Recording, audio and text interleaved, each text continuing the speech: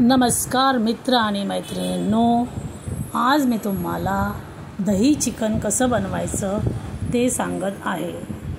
तर त्यासाठी मी इथं मॅरिनेट केलेलं चिकन घेतलेलं आहे.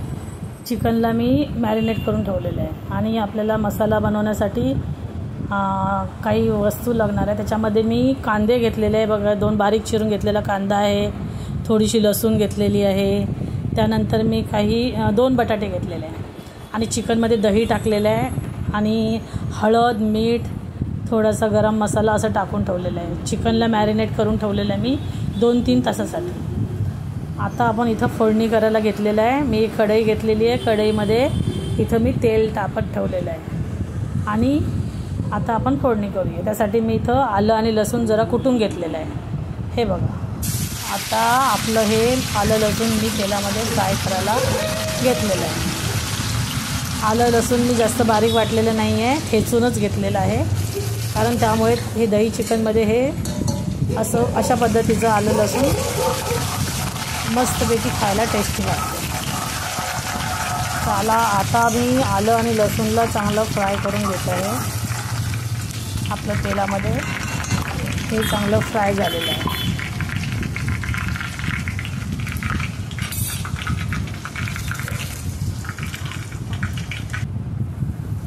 त्यामध्ये आता मी टाकलेला आहे हा कांदा आणि तो जो बटाटा कापलेला होता तो बटाटा मी ह्याच्या तेलामध्येच फ्राय करून घेणार आहे.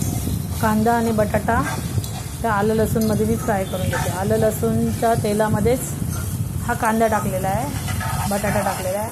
आता हा मस्तपैकी याला गोल्डन ब्राऊन होईपर्यंत या तेलामध्ये फ्राय करून घेऊया.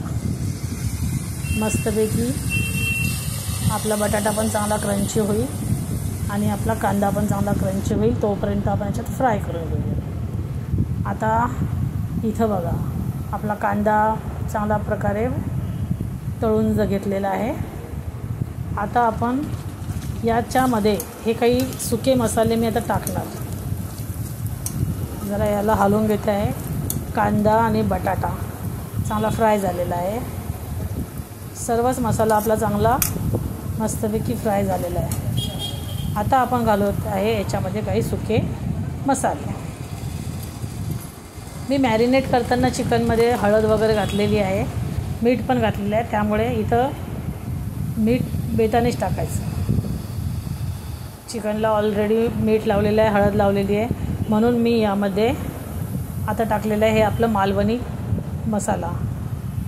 मसाला मी कांडपमध्ये स्वतःसाठी तयार करून घेतलेला आहे. घरचा मसाला आहे मालवणी मसाला. त्यानंतर मी इथं टाकत आहे थोडासा गरम मसाला टाकलेला आहे. आता आपण हे चांगलं याला तेलामध्ये फ्राय करून घेऊया. आता आपलं हे सगळं फ्राय झाल्यानंतर आपण यामध्ये थोडंसं मीठ घातलेलं आहे, कारण चिकनला पण लावलेलं आहे. या मसाल्यासाठी थोडंसं मीठ टाकलेलं आहे. त्यानंतर आपण इथं मॅरिनेट करून ठेवलेले आहे चिकनचे पहिले पीस टाकूया. चिकनचे पीस मी मोठेच ठेवलेले आहे, कारण हे आपल्याला दही चिकन बनवायचं आहे आणि हे असं आषाढ सुकं म्हणतात तसं हे सुकं होईल. जास्त ड्राय पण नाही होणार. मसाल्यामध्ये असं आपलं चांगलं हे चिकन आता याच्यामध्ये आपण दह्याचं पाणी वगैरे हे जे सुटलेलं आहे याच पाण्यामध्ये आपण आता याला शिजवून घेऊया चिकनला. याच्यामध्ये आणखी एक्स्ट्रा पाणी टाकायची गरज नाही आहे. एवढ्या पाण्यामध्ये हे चांगलं मस्तपैकी शिजून येईल.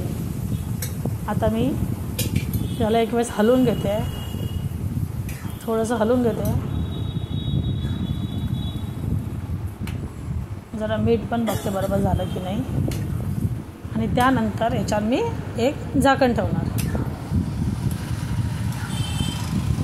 चिकनला चांगलं रशामध्ये शिजून घ्यायची. जास्त वेळ लागणार नाही, 10-15 मिनटामध्ये चांगलं चिकन आपलं शिजून पाणी सगळं ते सुकून जाईल. थोडंसं मीठ घालते, मला मीठ कमी वाटलेलं आहे म्हणून थोडंसं आणखी मीठ घालते.